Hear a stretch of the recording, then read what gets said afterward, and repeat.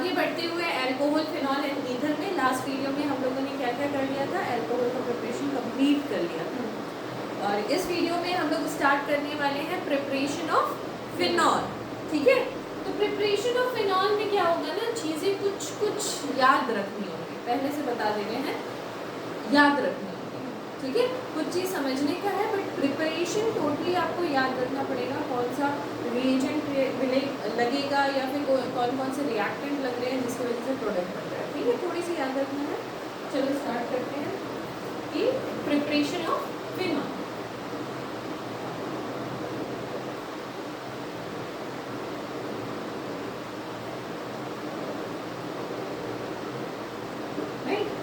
पहला प्रिपरेशन हम किससे प्रिपरेशन करने वाले हैं, फ्रॉम हेलोएरीन्स। हेलोएरीन्स याद है क्या होता है हेलोएरीन्स? जो एरोमेटिक ग्रुप के साथ अटैच करता है। वेरी नाइस, जो एरोमेटिक ग्रुप के साथ अटैच रहता है हेलोजन ग्रुप। ठीक है, so this is haloarenes. Haloarenes का अगर हम रिएक्शन कराएंगे किसी भी बेस के साथ, जैसे कि हमने कर दिया NaOH, ठीक है, इसके साथ अगर रिएक्शन कराएंगे तो यार हेलोएरीन्स जो होता है ना, वो कभी भी सब्स्टिट्यूशन बहुत ही जल्दी नहीं कर लेता है। याद रखना, एकदम माइंड में मतलब फिक्स कर लो इसको, ये क्वेश्चन पूछा भी जाता है। हेलोएरीन्स बहुत जल्दी सब्स्टिट्यूशन नहीं करता है, तो नहीं करता है तो उसके लिए हमको क्या करना पड़ेगा, क्योंकि हेलोएरीन्स को हमको क्या बनाना है, फिनॉल बनाना है ना, तो सब्स्टिट्यूशन तो करवाना पड़ेगा OH ग्रुप का। तो OH ग्रुप का सब्स्टिट्यूशन तो ये इतनी आसानी से करेगा नहीं, तो इसको क्या करना पड़ेगा, बहुत ही तगड़ा टेम्परेचर चाहिए करने के लिए। तो नियर अबाउट कितना टेम्परेचर चाहिए, 300 ATM। कितना, 300 ATM मतलब प्रेशर, और टेम्परेचर हो गया तुम्हारा 623 केल्विन। ठीक है, तो तगड़ा प्रेशर और टेम्परेचर चाहिए, तब जाके ये इसमें सब्स्टिट्यूशन रिएक्शन होगा। अदरवाइज अगर टेम्परेचर को घटा दो ना तो कुछ नहीं होने वाला है इधर। डन, ठीक है, तो जैसे ही वो हटेगा तो क्या होगा, यहाँ पे मेरा एक रिएजेंट जाके, अच्छा Cl हटेगा तो क्या NaO जाके सब्स्टिट्यूट कर सकता है? यस, बिल्कुल कर सकता है। देख लो अभी एक बार देख लो, तो ये क्या बनेगा, ONa, ऐसे जाके सब्स्टिट्यूशन हो जाएगा। बट इससे तो बात बनी नहीं, मेरा फिनॉल तो निकला नहीं, तो एक बार और इसको रिएक्ट करवाना पड़ेगा, किससे, HCl के साथ, जिसके वजह से Na जो होगा वो Cl से कंबाइन कर जाएगा और H जो होगा O के साथ कंबाइन करके फिनॉल निकाल देगा। समझ आया? बिल्कुल, 2 स्टेप में ये रिएक्शन कंप्लीट होगा। ठीक है, डायरेक्ट कर देंगे तो फिर ये रिएजेंट खा गए तो गलत हो जाएगा। ठीक है, तो this is the first procedure जिसमें हम क्या करते हैं, हेलोएरीन से फिनॉल का प्रिपरेशन करते हैं। सेकेंड और कौन सा तरीका है जिससे हेलोएरीन से फिनॉल का प्रिपरेशन हो सकता है, फ्रॉम बेंजीन सल्फोनिक एसिड। क्या बोल रहे हैं, फ्रॉम बेंजीन सल्फोनिक एसिड। ये लास्ट चैप्टर में हमने इसका स्ट्रक्चर देख चुका है। Benzene sulphonic acid, benzene ring रहेगा और सल्फोनिक एसिड लगाना है, मतलब benzene ring and sulphonic acid, है ना, बेंजीन सल्फोनिक एसिड। ये बनता कैसे है, बेंजीन सल्फोनिक एसिड बनता कैसे है, बहुत इंपॉर्टेंट रिएक्शन है, याद रखना। जब बेंजीन रिंग को रिएक्ट किया जाए किसके साथ, ओलियम के साथ। ठीक है, आगे भी पढ़ोगे इसका नाम, ओलियम होता क्या है, H2S2O7, H2S2O7, ठीक है, H2S2O7 ओलियम। ठीक है, तो कॉमन नेम एंड फॉर्मूला याद रखना है ओलियम का। ठीक है, तो ओलियम के साथ जब इसका रिएक्शन होता है तो बेंजीन सल्फोनिक एसिड निकल ही सकता है, तुम देखो निकल सकता है ना। तो निकल गया, ठीक है। अब इसको जब बेंजीन सल्फोनिक एसिड को रिएक्ट कराया जाता है किससे, बेस के साथ, ऑब्वियसली बेस के साथ हमेशा रिएक्शन हो रहा है और हमने बेस के साथ रिएक्ट करा दिया तो क्या होगा, सब्स्टिट्यूशन हो जाएगा, है ना, सब्स्टिट्यूशन होके फिनॉल बन जाएगा। डन यहाँ पे, ठीक है। तो इसमें भी दो ही स्टेप होंगे ऑफ कोर्स, तो this is the first step and second step is HCl जिसमें से H, ठीक है, दो ही स्टेप होंगे, उसी तरह से होगा। बिल्कुल उसी तरह से होगा, ठीक है, समझ आ रहा है। हाँ। तो एक स्टेप में दिखा दिया तो तुम कर लोगे ना, डन। तो समझ आया, बेंजीन सल्फोनिक एसिड, याद रखना बेंजीन रिंग से अगर सल्फोनिक एसिड बनाना है, बेंजीन सल्फोनिक एसिड, तो किसका इस्तेमाल करेंगे, ओलियम का। ओलियम का formula H2S2O7। Next is from diazonium salt, याद है डाइजोनियम सॉल्ट, नाम तो सुना है मगर स्ट्रक्चर नहीं याद आ रहा है ना। फ्रॉम डायाजोनियम सॉल्ट, जब मैंने तुमको ये पढ़ाया था तभी भी बताया था दिस इज इम्पोर्टेंट, है ना, नाम बता के बताया था कि दिस इज इम्पोर्टेंट। क्यों बताया था, क्योंकि ये चैप्टर्स में दूसरे चैप्टर्स में भी इंक्लूडेड होता है, ठीक है। तो बेंजीन सॉरी डाइजोनियम सॉल्ट याद होगा अगर स्ट्रक्चर,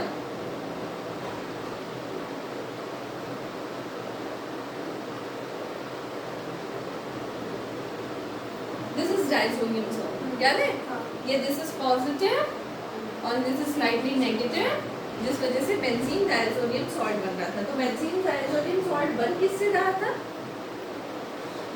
रहा था, एनिलीन से, याद है, एनिलीन से। ये पिछले चैप्टर का है बाबू, ठीक है। कैसे बन रहा था, जब एनिलीन में NaNO2 डाला जा रहा था in the presence of HCl, मतलब दो स्टेप में ये भी हो रहा है, ठीक है।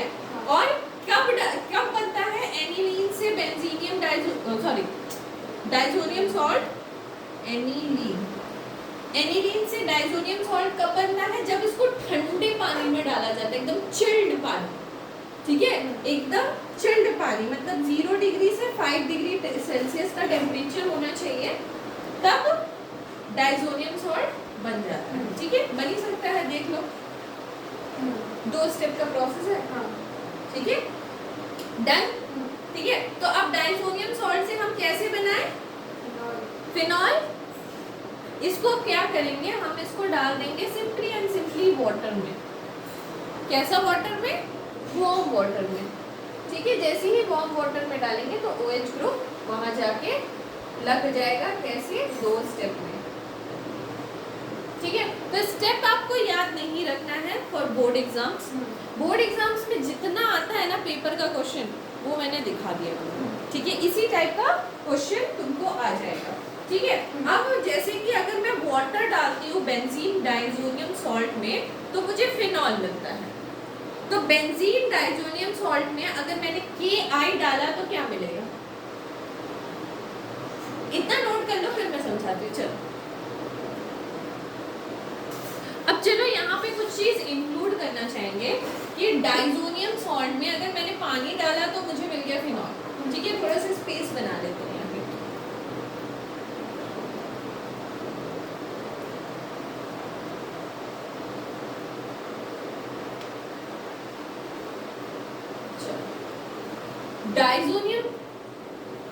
डाइजोनियम सॉल्ट में अगर मैं Ki डालूंगी तो क्या बनेगा, सोचो, बताओ। ICl को रिप्लेस कर देगा, बिल्कुल, OH जैसे इसको रिप्लेस कर दे रहा था तो आइस इसको रिप्लेस कर देगा और क्या बन जाएगा, आइडोबेंजीन, ठीक है। डाइजोनियम सॉल्ट में अगर मैं CO2Cl2 डालूं, क्या डालूं, CO2Cl2, तो ऑफकोर्स क्या करेगा, Cl रिप्लेस करके सबको खुद बैठ जाएगा, है ना, क्लोरोबेंजीन, ठीक है। अगर मैं डाइजोनियम सॉल्ट में HbF4 डालूं, बताओ, अब ये तुम्हारा काम, HbF4 F4 डालूं तो कैसा बनेगा, क्या बनेगा, यहाँ पे क्या रिप्लेसमेंट होगा, फ्लोरोबेंजीन, राइट। अगर मैं डाइजोनियम सॉल्ट में क्या डालूं, CO2Br2, CO2Br2, तो क्या बनना चाहिए, पक्का, समझ आ गया, समझ आ गया ना पक्का। तो यही होता है, और एक ही रिएक्शन से तुमको मैंने 5 रिएक्शन दिखा दिए, आता है क्वेश्चन में इसलिए दिखा दिया, ठीक है, याद रखना और नोट भी कर लो फटाफट से। तो फिनॉल की प्रिपरेशन का 3 तरीका तो मैंने देख लिया, अब चौथा तरीका पे आ जाते हैं, from cumene. What is cumene, cumene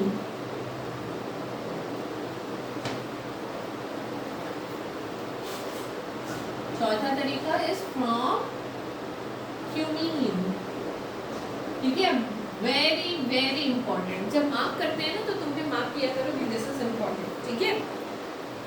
तो क्यूमीन का स्ट्रक्चर क्या होता है पता है, व्हाट इज मतलब ये कॉमन नेम है, समझ आ रहा है तुमको, ठीक है।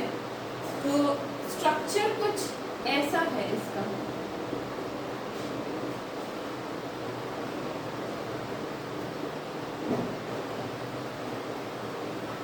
समझ आ रहा है क्या है ये, क्या है ये,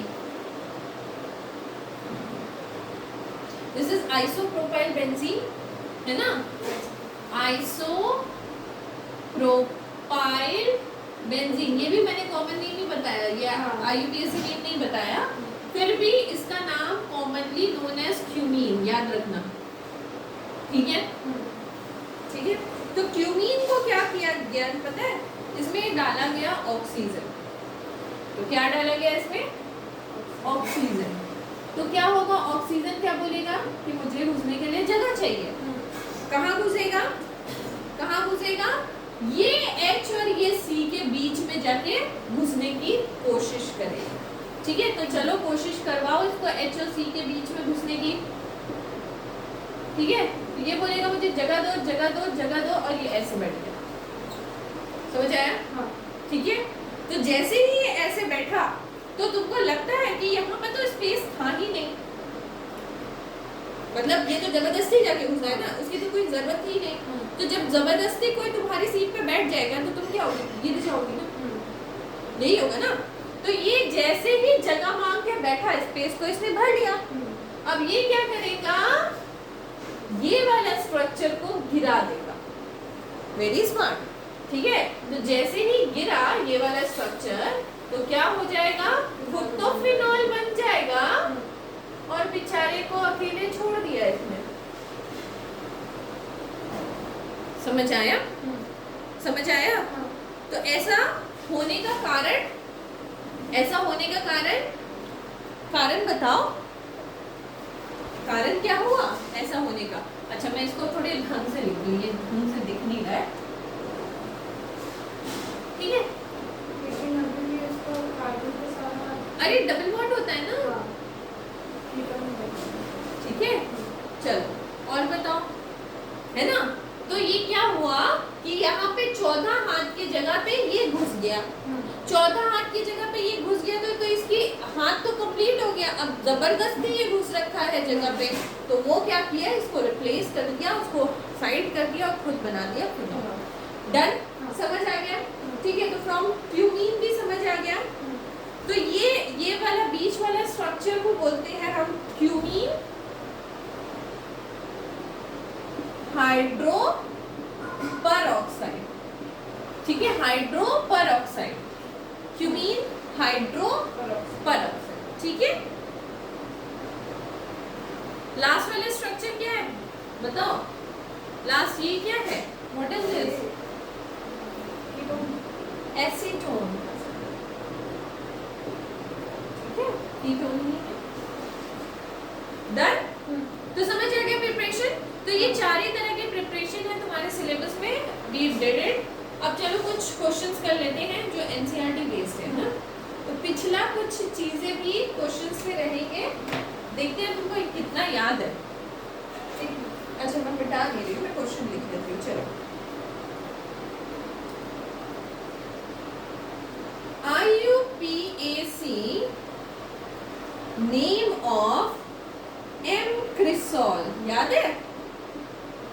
एम क्रिसॉल, क्रिसॉल, क्रिसॉल। ऐसे करके क्वेश्चन बन ही सकता है, एग्जाम में बन सकता है ना 1 मार्क्स क्वेश्चन। चलिए बताइए M cresol, IUPAC name of M cresol, structure याद होगा तो। एम क्रिसॉल मतलब meta cresol, meta cresol, meta cresol. All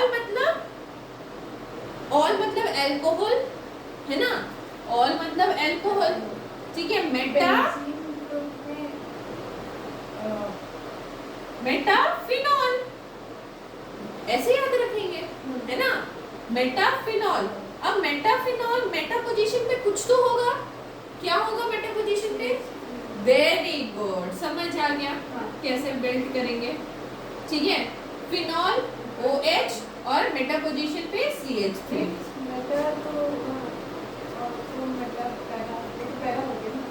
ये पैरा हो गया, ऑर्थो, अच्छा ऑर्थो मेटा पैरा, फिर ऑर्थो मेटा पैरा, ऐसा होता है क्या ना? This is ortho, this is Meta, this is para, फिर मेटा ऑर्थो, ऐसे होता है ना बाबू, ऑर्थो मेटा पैरा। पैरा तो एकदम परपेंडिकुलर, मतलब एकदम सीधा सीधा होता है, ठीक है। तो यहाँ पोजीशन पे CH3, अब सही है, ठीक है ना, याद आ गया ना। तो ऐसा स्ट्रक्चर है, ऐसे याद रखना है। मेटा पोजीशन पे क्रिसॉल, ओल क्या होता है? फिर ओल चैप्टर में फिनॉल है अल्कोहल, तो फिनॉल होगा, तो मेटा पोजीशन पे कुछ होगा, क्या होगा? CH3। अब बताइए इसका IUPAC नेम।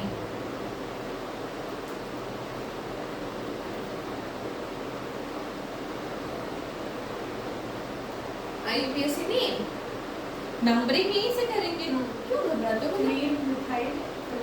बोलो ना, 3 मिथाइल फिनॉल। याद रखने का तरीका भी पता चल गया, अब कभी मत भूलना प्लीज इसको, ये बहुत कॉमन क्वेश्चन है, बहुत कॉमन क्वेश्चन।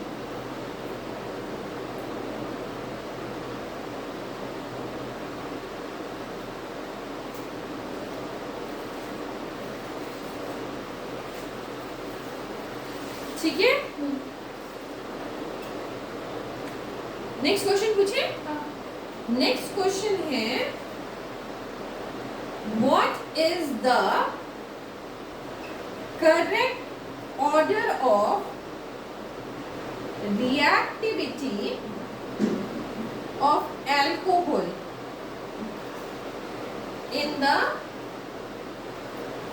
फॉलोइंग रिएक्शन, ठीक है। और रिएक्शन कुछ ऐसा है, ROH plus HCl in the presence of ZnCl2। तुम रिएजेंट का नाम बताओगे मेरे को, ये कौन सा रिएजेंट है? सबसे पहले मुझे करेक्ट ऑर्डर बताने से पहले HCl plus ZnCl2 को कौन सा रिएजेंट बोलते हैं? ये सब नहीं रटोगे तो कैसे चलेगा? HCl plus ZnCl2 को कौन सा रिएजेंट बोलते हैं?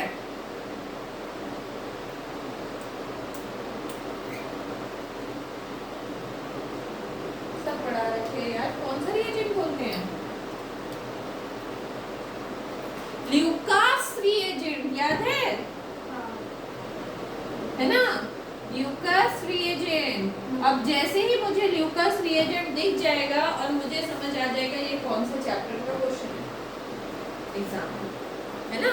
तो जैसे ही समझ आ गया, अब पूछ रहा है कि what is the correct order of reactivity of alcohol in following reaction. तो करेक्ट ऑर्डर बताइए। ये R की जगह पे आप डिफरेंट मतलब 1 डिग्री अल्कोहल रखिए, 2 डिग्री अल्कोहल रखिए, 3 डिग्री अल्कोहल रखिए, और बताइए कि रिएक्टिविटी का क्या तरीका होगा। 1 डिग्री में पहले होगा, 2 डिग्री में पहले होगा कि 3 डिग्री में पहले होगा?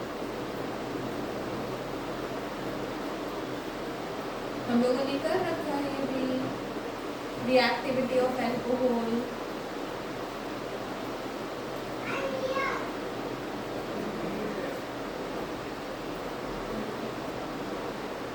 क्या होगा बताओ? रिएक्टिविटी सीरीज 1 डिग्री में पहले होगा।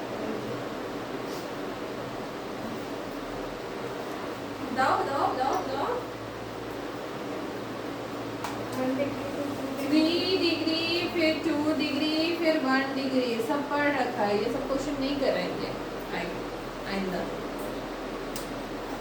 सब पढ़ रखा है। जब अल्कोहल पढ़ा रहे थे उसी समय सब पढ़ाया हुआ है, ये क्वेश्चन भी पढ़ाया हुआ है, ये क्वेश्चन भी पढ़ाया हुआ है। ठीक है, तो इसका मतलब समझ आ रहा है मुझे, तुम घर में नहीं पढ़ के आ रही हो, है ना, बिना पढ़े आ जा रहे हो। नहीं तो ये क्वेश्चन सब बनना चाहिए ना, इजी इजी क्वेश्चंस है, बहुत टफ तो नहीं है। तुमको तो क्वेश्चन दिखना ही, देख के मतलब ये रिएक्शन देखने का ही जरूरत नहीं, तुम्हें पता होना चाहिए कि ये सीधी होता है ना, पता होना चाहिए कि नहीं, राइट। ठीक है, तो this is the preparation of phenol, हो गया खत्म हमारा प्रिपरेशन ऑफ फिनॉल। बट यहाँ पे आती है physical property and chemical property की बारी। अल्कोहल एंड फिनॉल बोथ तो साथ में करेंगे, अल्कोहल और फिनॉल को साथ में लेंगे और फिजिकल और केमिकल प्रॉपर्टी उसके देखेंगे। मिटा दें, ठीक है, लिख लो।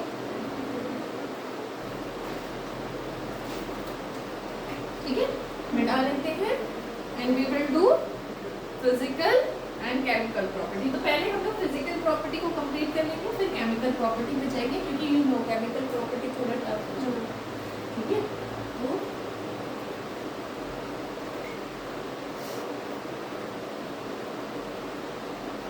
Okay, heading is physical property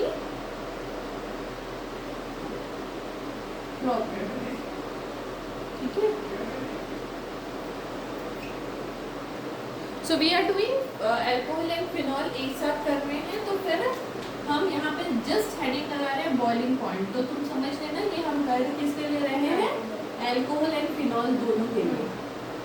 ठीक है, तो बॉइलिंग पॉइंट, तो बॉइलिंग पॉइंट क्या होगा, यू नो कि अगर कोई कंपाउंड बहुत ज़्यादा बल्की होता है, मतलब बड़ा होता है, तो उसका बॉइलिंग पॉइंट बढ़ जाता है। मतलब नंबर ऑफ कार्बन पर डिपेंड करता है। अगर नंबर ऑफ कार्बन ज़्यादा होंगे किसी भी में भी, चाहे वो अल्कोहल हो चाहे वो फिनॉल हो, तो वो बल्की हो जाएगा, और बल्की हो जाएगा तो बॉइलिंग पॉइंट बढ़ जाएगा।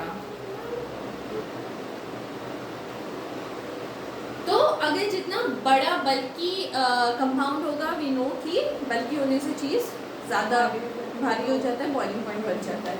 सो हम यहाँ पे क्या लिख सकते हैं, with increase in carbon number, तो क्या हो जाएगा, बॉइलिंग पॉइंट, हाँ, with increase in carbon number boiling point increases, right. ठीक है, बॉइलिंग पॉइंट क्यों इंक्रीज कर जाएगा, क्योंकि वेंडर वॉल फोर्स बढ़ जाएगा। ठीक है, यू कैन राइट ऑल्सो कि वेंडर वॉल फोर्स भी इंक्रीज कर जाएगा, राइट। चलो नेक्स्ट, अगर डिक्रीज होगा तो फिर उल्टा, डिक्रीज इन बॉइलिंग पॉइंट कब होगा, जब कार्बन ऑफ कम हो जाएगा, लिखने की जरूरत नहीं है। चलो ओके, अल्कोहल और फिनॉल का बॉइलिंग पॉइंट उसकी क्लास के हिसाब से, मतलब वो जिस क्लास में पढ़ता है उससे सबसे ज़्यादा है।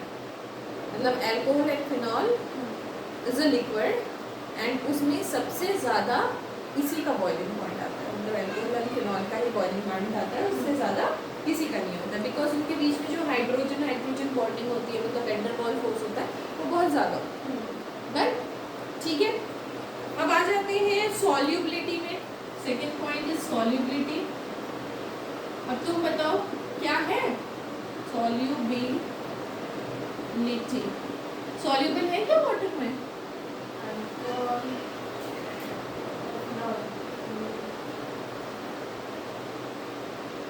अरे यार सॉल्युबल है ना, बहुत लोग बैठे हैं मतलब इसको लेके, तो फिर yes it is soluble, obviously soluble. ठीक है, तो ड्यू टू द एबिलिटी, किस एबिलिटी की वजह से, क्योंकि वो वाटर के साथ हाइड्रोजन बॉन्डिंग बना सकता है।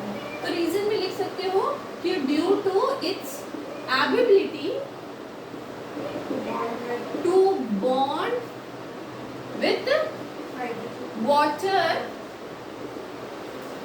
बाय हाइड्रोजन बॉन्डिंग, है ना, हाइड्रोजन बॉन्डिंग कर सकता है। तो ये रीजनिंग में भी हो गया कंप्लीट, अगर ऐसा कुछ क्वेश्चन आया तो these are the 2 physical property जो कि इम्पोर्टेंट है, हो गया हमारा, कवर कर लिया हम लोगों ने।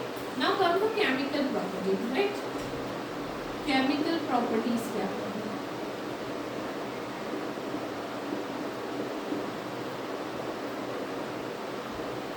तो केमिकल प्रॉपर्टी जो होती है बेसिकली 2 टाइप की होती है। मैं यहाँ पे लिख देती हूँ जैसा बुक में लिखा हुआ है, उसके बाद ना मैं अपने हिसाब से समझाऊंगी। बुक में लिखा हुआ है केमिकल प्रॉपर्टी जो होती है, मतलब फिनॉल या अल्कोहल जिसकी भी बात करें हम, वो बेसिकली डिवाइड होता है 2 टाइप में, ठीक है। फर्स्ट इज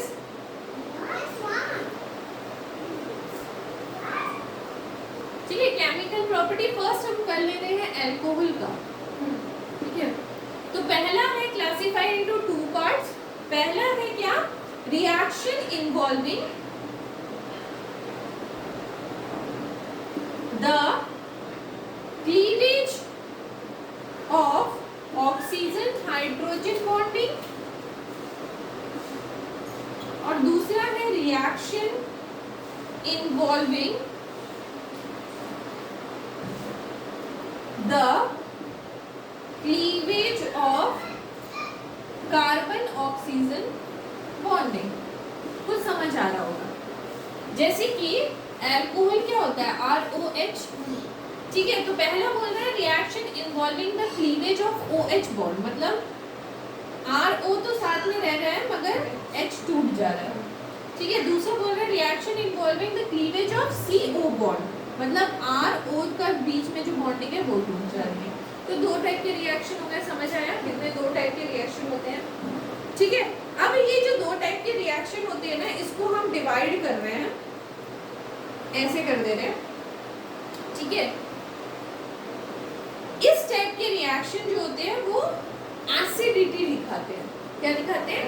एसिडिटी दिखाते हैं, मतलब एसिड नेचर करते हैं।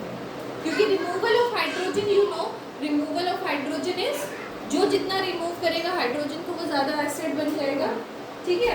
तो वो बेसिकली एसिडिटी दिखाते हैं, ठीक है। तो हमने एक सेपरेशन डाला, हमने क्या किया, हमने बताया कि अगर जो हाइड्रोजन ज्यादा रिलीज करते हैं वो एसिड नेचर दिखाते हैं, तो बेसिकली इसमें हाइड्रोजन रिलीज हो जा रहा है, तो ये क्या दिखाएगा? ये इस टाइप के रिएक्शन शोइंग एसिडिटी, राइट। और दूसरा ईस्टरिफिकेशन भी दिखाता है, ईस्टरिफिकेशन भी दिखाता है, ठीक है। 2 नेचर होते हैं। इस टाइप के रिएक्शन क्या दिखाते हैं? ये बेसिकली रिएक्शन ऑफ ROH है with HX, reaction of ROH with HX। HX मतलब समझ रहे हो, हैलोजन ग्रुप के साथ रिएक्शन दिखा रहा है, और इसमें रिएक्शन कैसे होता है? 3 degree is always greater than 2 degree is always greater than 1 degree, because it is a alcohol, ठीक है। राइट। दूसरा क्या रिएक्शन दिखाता है? With PCl3, with PCl3 and PCl5 के साथ भी रिएक्शन दिखाता है। अब तुम बोल रहे हो ये सब क्या दिखा रहे हैं, ये टॉपिक है इसके, ठीक है। नेक्स्ट रिएक्शन क्या दिखाता है? विद SOCl2, SOCl2 के साथ भी एक रिएक्शन दिखाता है। और क्या दिखाता है? डिहाइड्रेशन। क्या दिखाता है? डिहाइड्रेशन, फॉर्म ऑफ एल्कीन, ठीक है। नेक्स्ट क्या दिखाता है? डिहाइड्रोजनेशन ऑक्सीडेशन, डिहाइड्रोजनेशन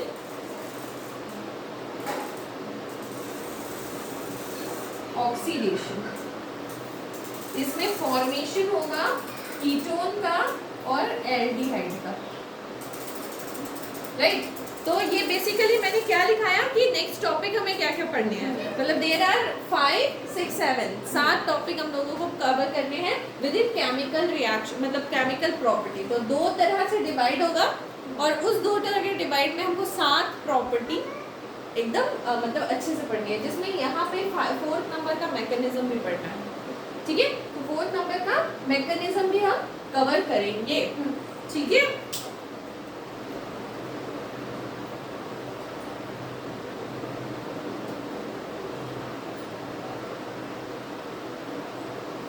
नोट कर लो इतना।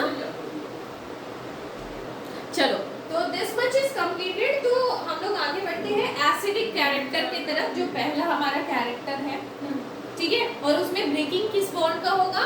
O और H के बीच में ब्रेकिंग होगा। याद रखना, O और H के बीच में ब्रेकिंग हो रहा है, जिसकी वजह से क्या हो रहा है? एसिडिक कैरेक्टर आ रहा है, ठीक है। So start with the acidic character, right? Beta लोगे? ओके। आज हम लोग ये एसिडिक कैरेक्टर सीख लेते हैं और नेक्स्ट डे प्लीज प्रिपेयर करके आना, उस पे क्वेश्चंस करेंगे, ठीक है। और प्रिपरेशन ऐसा होना चाहिए कि पिछला भी चीजें याद होना चाहिए, है ना, क्योंकि मैं क्वेश्चन बीच बीच में दे देती हूँ ना।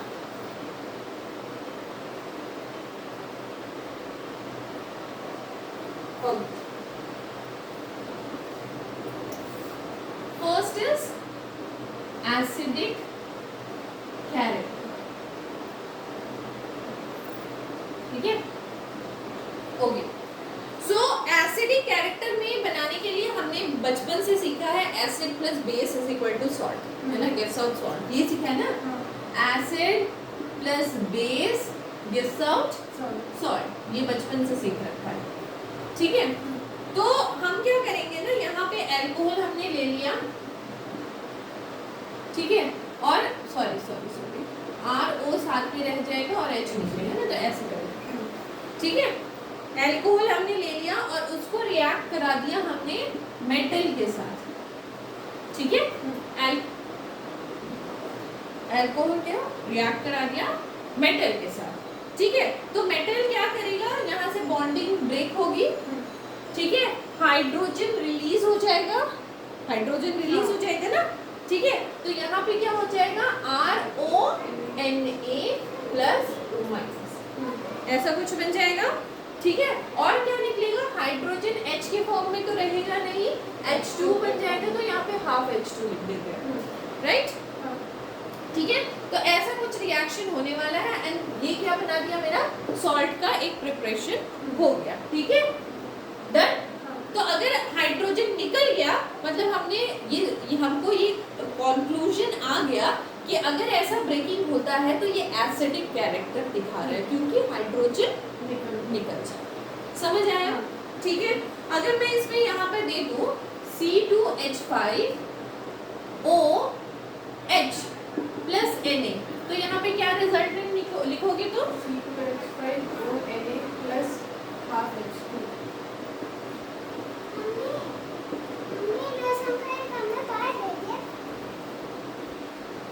ठीक है, डन, ओके। तो Na ऐसा नहीं है, जरूरी नहीं है कि तुमको Na ही डालना है, मेटल दूसरा भी है। दूसरा मेटल क्या है, एल्युमिनियम, ठीक है। एल्युमिनियम से भी ये काम हो सकता है, जैसे कि अगर मैंने 3 डिग्री अल्कोहल ले लिया तो चलेगा ना, कोई दिक्कत तो नहीं है तुमको, है ना। तो बनेगा क्या, as a product, as a product क्या बनेगा, के साथ तेल लगेगा, बिल्कुल लगेगा, बिल्कुल लगेगा, ठीक है। एयर लग गया और हाफ H2 लग गया, ठीक है। इसको बैलेंस आउट किया जाता है, एक्चुअली में यहाँ पर 2 लगाया और ये 2 लगा के ऐसे बैलेंसिंग किया जाता है। चेन इंक्रीज से मुझे क्या मतलब, चेन इंक्रीज से मतलब क्या, हाँ हाँ, वो चेन को बैलेंस नहीं हो के तो हो गया, तो इसको 2 कर दूँ, तो ये बैलेंसिंग तो तुम्हारे हाथ में है, बट करना क्या है वो सिखा दिया मैंने, ठीक है। तो अगर H निकलता है